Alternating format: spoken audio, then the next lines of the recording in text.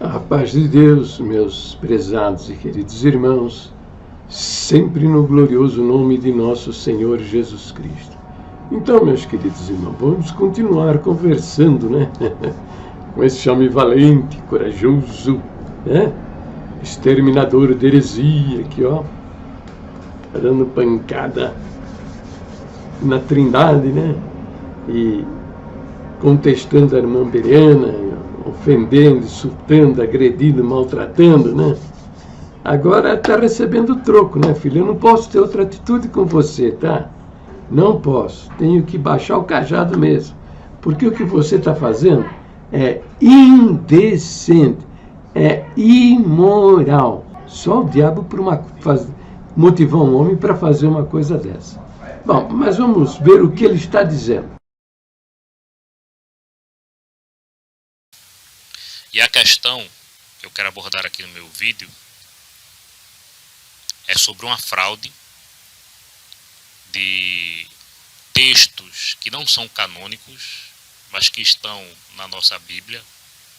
Eu vou provar para vocês que são fraude, esses textos. Vou provar para vocês através da própria Bíblia e através de documentos históricos também. Então o tema do meu vídeo será a fórmula bastimal praticada pelos apóstolos no primeiro século depois de Cristo.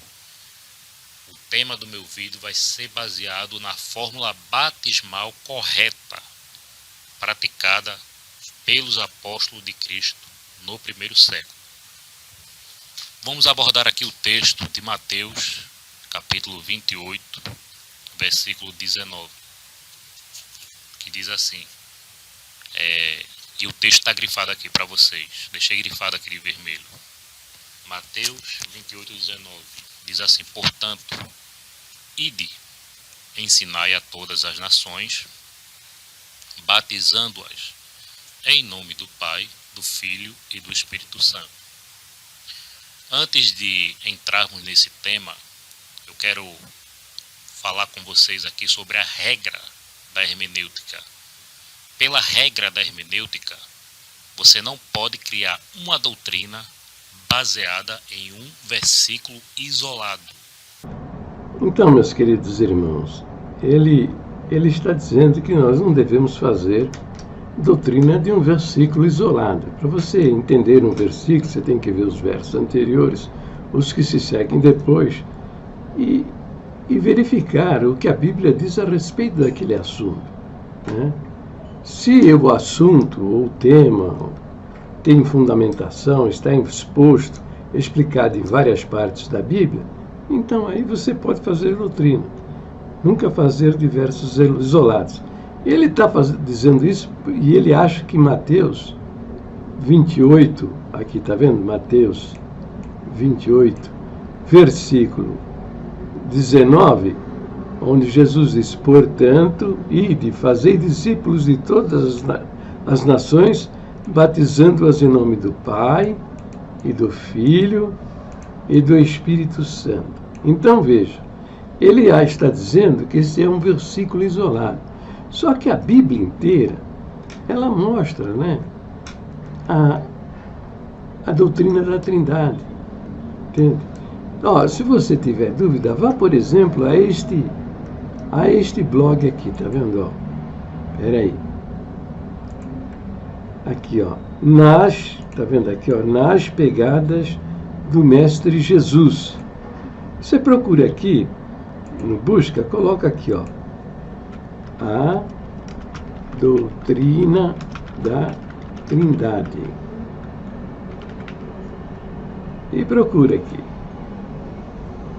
Você vai encontrar cerca de 400 versos falando sobre a doutrina da Trindade, mostrando a doutrina da Trindade. Você vem aqui na página 2. Aqui está cheio, nessa listagem, cheia de doutrina, né? Doutrina sobre o véu, doutrina sobre a igreja, um monte de coisa. Mas você procura na página 2, esse tópico aqui, que também está escrito aqui, votação, e você abre, tá vendo aqui,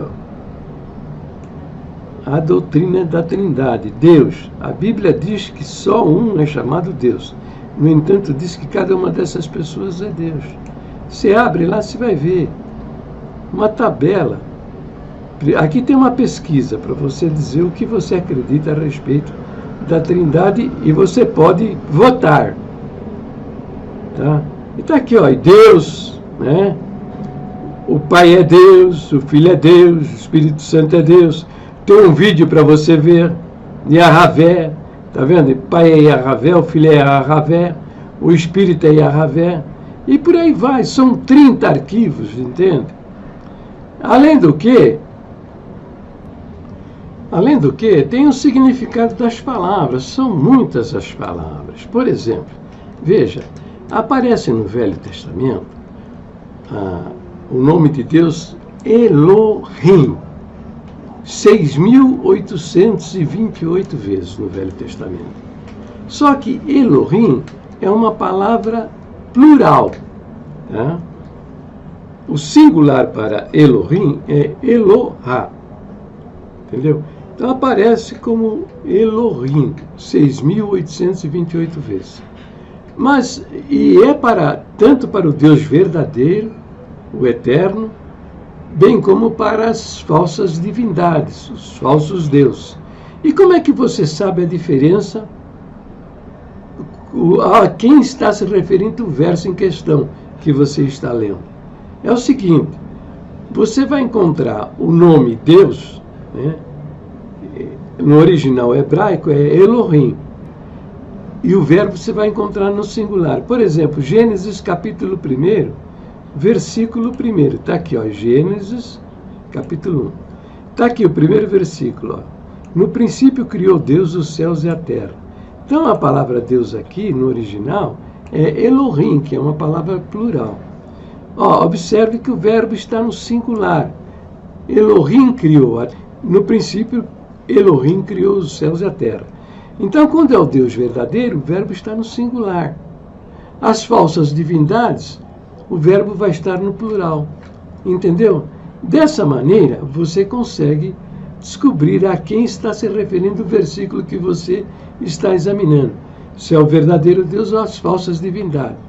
Entendeu? Então aparece a palavra Elohim referindo-se a Deus 6.828 vezes. Só que, referindo-se ao Deus verdadeiro, ela aparece 2.602 vezes. Está entendendo? Veja agora, por exemplo, aqui também, no livro de Gênesis, capítulo 11. Vamos ver aqui o verso 7. É o episódio lá da Torre de Babel. Está escrito, ó, eia, desçamos e confundamos ali a sua linguagem. Está falando no plural. Eia, pois desçamos. Desçamos quem? Desçamos nós. E confundamos. Confundamos quem? Confundamos nós. Então, evidentemente que o versículo está mostrando que Yahvé não está sozinho, ele está com alguém. Você vê aqui também, ó, onde está escrito aqui, Gênesis capítulo 1, versículo 26, 27, diz assim, criou, pois Deus o homem à sua imagem e semelhança. O 26 diz, né? Está aqui, ó, e disse Deus, façamos um homem à nossa imagem, conforme a nossa semelhança. Então veja, verbo fazer no plural. E aqui, ó, nossa semelhança. É o pronome demonstrativo no plural. Entende? O verbo no plural. A palavra aqui é Elohim, no plural. Agora está mostrando que ele não está sozinho. Ele tem alguém junto de si. Vamos ver agora Deuteronômio 6,4. Aqui, ó. É um outro caso, tá? Uma outra palavra. 6,4. Essa palavra diz assim, ó. Ouve, ó Israel, o Senhor, nosso Deus, é o único Senhor. Tá? Esse aqui é o chamar israelita. Eles recitam esse verso nas reuniões lá na sinagoga, nas suas orações particulares, em todos os lugares. A palavra único aqui é Echad. que é uma unidade composta.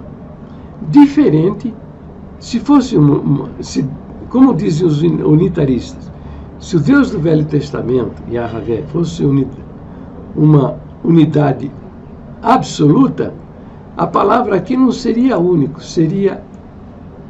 não seria Echad, seria Yahid, que indica uma unidade absoluta. Por exemplo, o que é unidade composta? Por exemplo, esse lápis, está vendo? Nós dizemos um lápis, mas a palavra aqui seria, em vez de uma unidade absoluta, Yahid, deveria dizer Echad lápis, porque Echad é uma unidade composta. De fato, o lápis é composto do grafite, que é a pontinha que escreve, e a madeira. Está entendendo? O ovo é uma palavra composta. Então, para referir-se ao ovo, a palavra certa seria Echad. Por que o ovo é uma unidade composta? Porque ele tem a casca, a gema e a clara.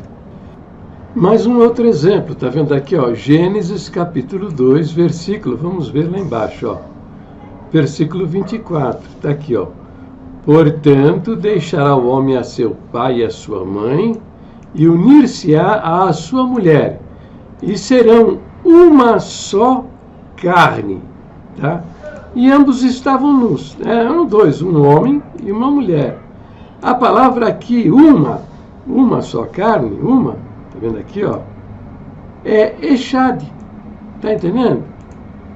Não é Yahid, é Echad, porque é uma só carne. São duas pessoas que se uniram. Está entendendo? Então, o Velho Testamento tem muito disso, tá? Por isso que você encontra a doutrina da Trindade nessas coisas todas que aparecem no Velho Testamento. Quando o Senhor Jesus, lá em Mateus 28, 19, disse, batizando-as em nome do Pai, do Filho e do Espírito Santo, ele fez um belíssimo resumo de tudo isso. Não há como negar, né?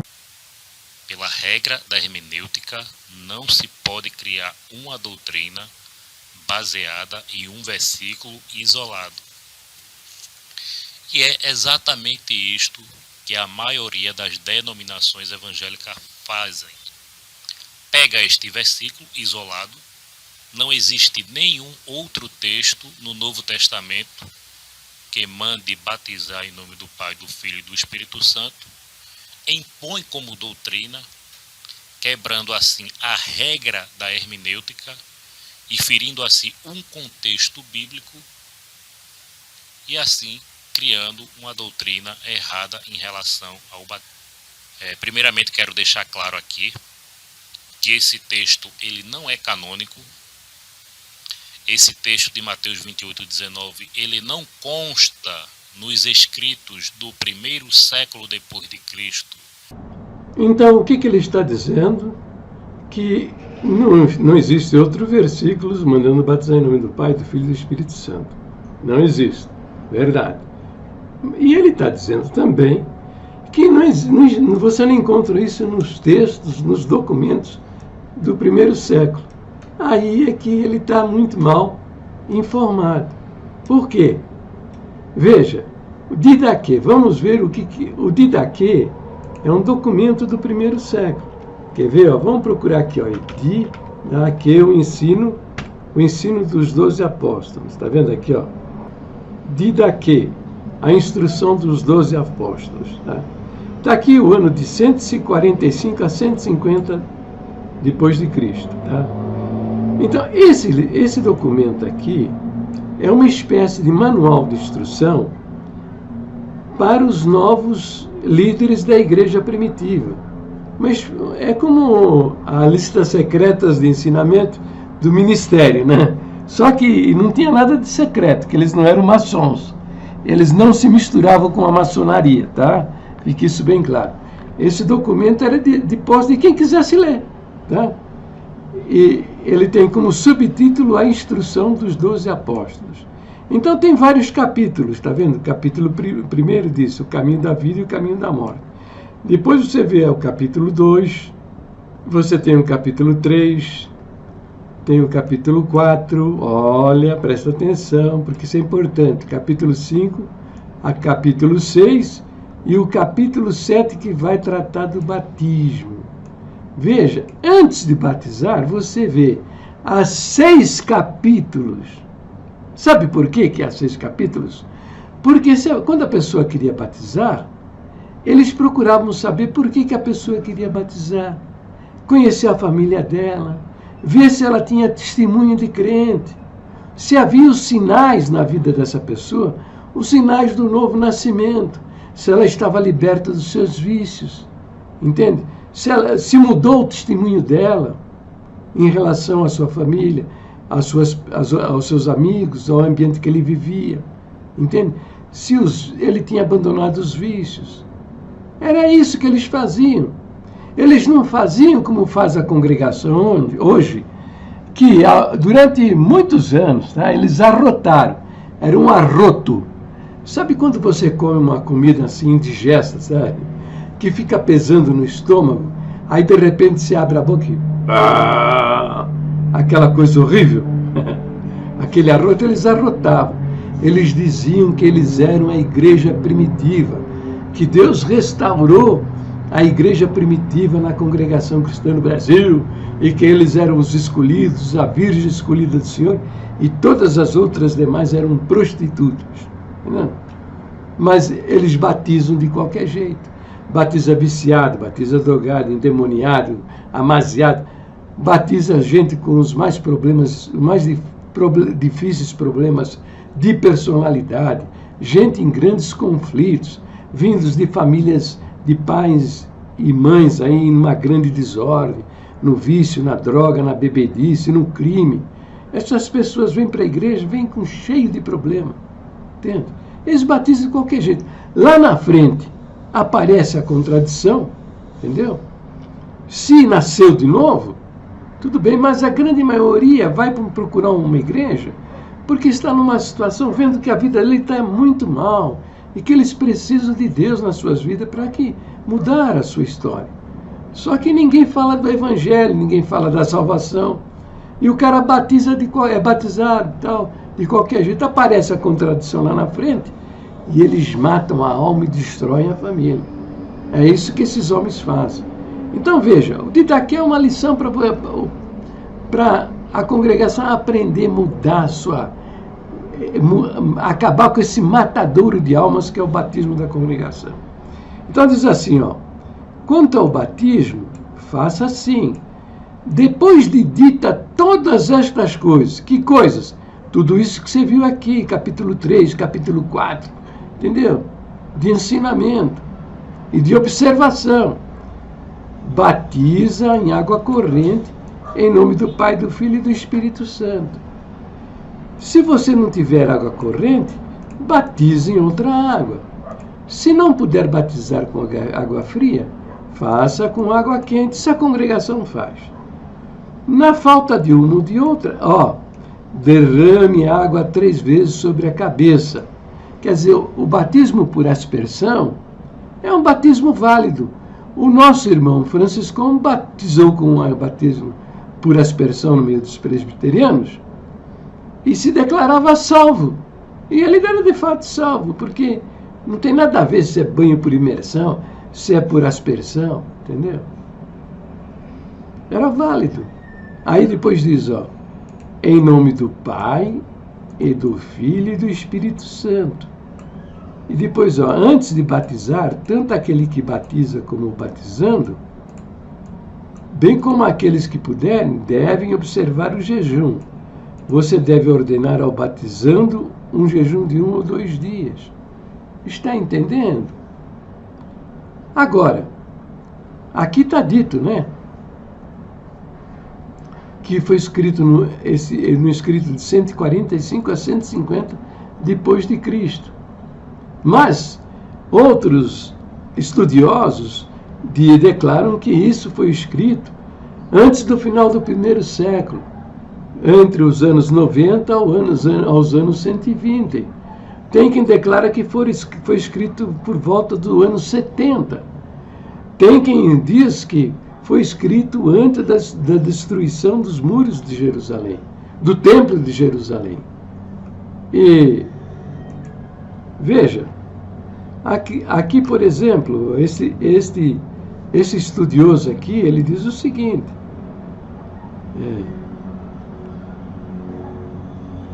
fala que Clemente de Alexandria, que viveu no Egito do ano 150 a 215 depois de Cristo, considerava o Didaquê como uma autoridade apostólica e citava o Didaquê como uma escritura.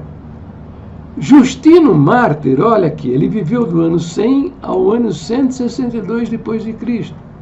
E ele diz: um só Deus, o Pai, o Filho e o Espírito Santo, em oposição ao politeísmo pagão, e por isso foi martirizado exatamente em Roma, que ainda era pagã. Justino foi contemporâneo de Policarpo, discípulo de João, e ele disse, então veja, aqui Justino foi contemporâneo de Policarpo. Veja, o apóstolo João, ele era bispo na cidade, ele era apóstolo na cidade de Efésios. Policarpo foi discípulo de João. E Justino Mártir, ele foi contemporâneo, que ele viveu na mesma época que viveu Policarpo, que é um dos pais da igreja. Então, Justino escreveu o seguinte, então eles são trazidos por nós onde há água, e são regenerados da mesma maneira na qual nós fomos regenerados, no nome de Deus, o Pai e Senhor do Universo, e de nosso Senhor Jesus Cristo e do Espírito Santo, eles receberam lavando com a água então. No capítulo 65 da mesma obra, é dito: depois de termos lavado desta maneira o que foi batizado, aquele que se converteu e deu o consentimento seu, o conduzimos aos irmãos reunidos para o incomum oferecer orações por nós. Ao terminar as orações, mutuamente nos saudamos com o ósculo da paz. E logo traz-se ao presidente o pão e o cálice com vinho e a água. E eles os recebem, oferecendo ao Pai o seguinte, então eles são trazidos por nós onde há água, e são regenerados da mesma maneira na qual nós fomos regenerados, no nome de Deus, o Pai e Senhor do Universo, e de nosso Senhor Jesus Cristo e do Espírito Santo, eles receberam, lavando com a água então. No capítulo 65 da mesma obra, é dito: depois de termos lavado desta maneira o que foi batizado, aquele que se converteu e deu o consentimento seu, o conduzimos aos irmãos reunidos para o incomum oferecer orações por nós. Ao terminar as orações, mutuamente nos saudamos com o ósculo da paz. E logo traz-se ao presidente o pão e o cálice com vinho e a água. E eles os recebem, oferecendo ao Pai de todas as coisas, num tributo de louvores e glorificações, em nome do Filho, e do Espírito Santo, dando graça por sermos considerados dignos de tamanhos favores de sua clemência. Irineu, que viveu de 125 a 202, foi instruído em sua juventude por Policarpo de Esmirna, discípulo de João. Ele escreveu num pequeno manual de doutrinas cristãs, denominado Demonstração da Pregação Apostólica.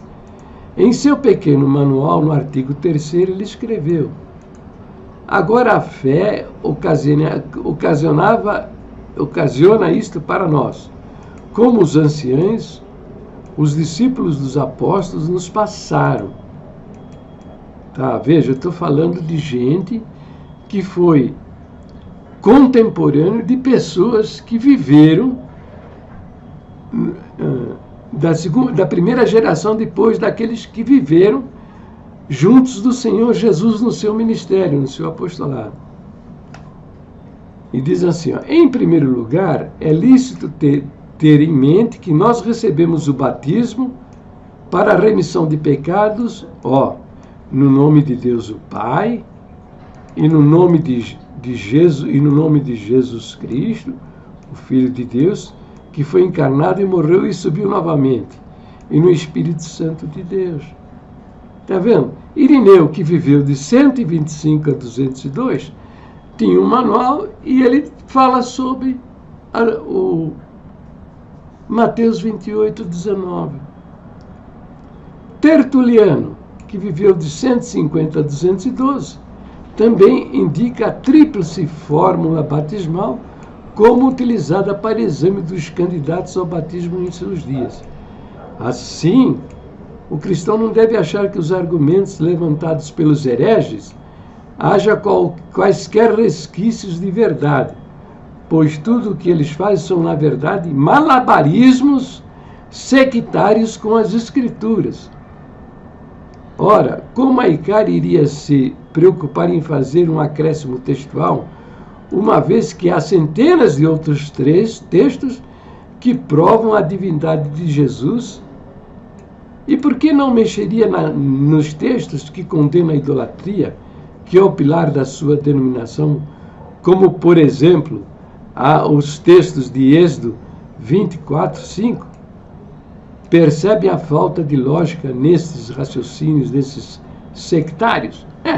Então, o autor dessa página aqui, ele está dizendo, esse camarada aí, o extermínio heresias, ele diz que os bispos, a ICAR, né, o catolicismo romano, lá no concílio de Nicéia, por ordem, foi o Constantino que mandou fazer isso, né?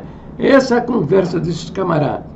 Mandou perverter, Mateus 28, 19, e inserir no ensino do Novo Testamento, no livro de Mateus. Ora, se foi ele, cara, que fez isso, por que ela não tirou no Velho Testamento os textos que condenam a idolatria? Por exemplo, lá, Êxodo capítulo 20, versículo 4 e 5. Para não ficar só na conversa mole, vamos ver, né? Êxodo 20, capítulo 5.